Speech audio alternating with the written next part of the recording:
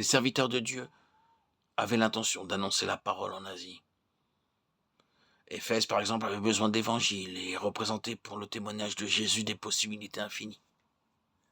Étreint peut-être par le sentiment des besoins de cette population en même temps que par le désir que Christ soit connu au milieu d'elle comme il est digne d'être partout connu, ils ont peut-être senti à ce moment-là qu'ils ne pouvaient faire mieux que de s'avancer résolument de ce côté. En ayant été empêchés, ils se tournent vers la Bithynie. La Bithynie avait besoin de la parole de Dieu, la Bithynie avait besoin du Seigneur. Sûrement, la situation en Bithynie était à elle seule un appel.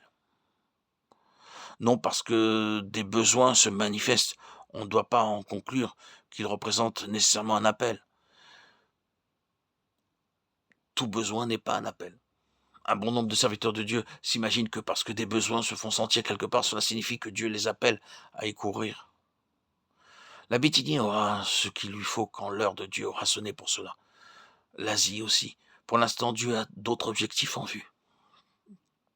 Si vous faites violence au plan de Dieu, si vous prenez un raccourci pour entrer en Asie ou en Bithynie avant le moment fixé par Dieu, vous découvrirez que c'est vous qui êtes en perte et que vous avez laissé échapper ce que Dieu avait de meilleur pour vous.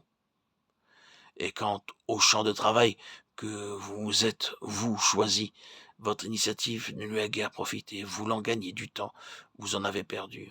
Et tout le plan que Dieu avait formé s'est trouvé bouleversé.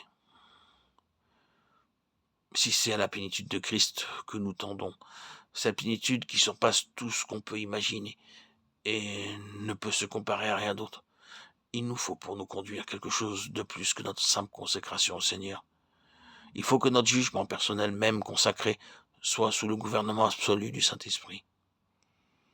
Nous devons être préparés à renoncer, à l'occasion, à nos arguments les plus décisifs, à abandonner nos désirs les plus fervents, même si c'est notre passion pour la gloire de Dieu qui les inspire, pour prendre peut-être un tout autre chemin.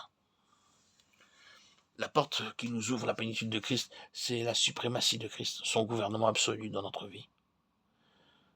C'est sur ce chemin-là qu'on voit l'assemblée de Philippe pointer à l'horizon. Et n'est-ce pas merveilleux d'arriver à Philippe par un chemin comme celui-là? Les Philippiens doivent tout, et l'Europe elle-même, en ce qui concerne l'Évangile, doit tout à ce simple fait qu'il y a là des hommes qui sont brûlants de zèle pour le Seigneur et qui sont prêts à soumettre leur jugement personnel à l'Esprit de Jésus.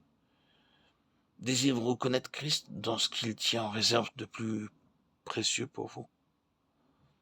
Dans ce cas, votre bon sens le plus consacré ne vous suffira pas. Il faudra faire un pas de plus. Et quel pas?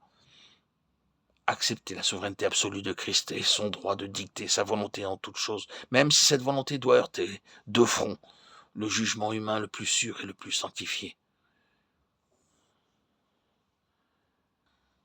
Pour Philippe et pour tout le monde occidental, l'apparition de l'Évangile est intimement associée à cette vérité fondamentale qui fut à ce moment-là solidement établie dans l'expérience des apôtres.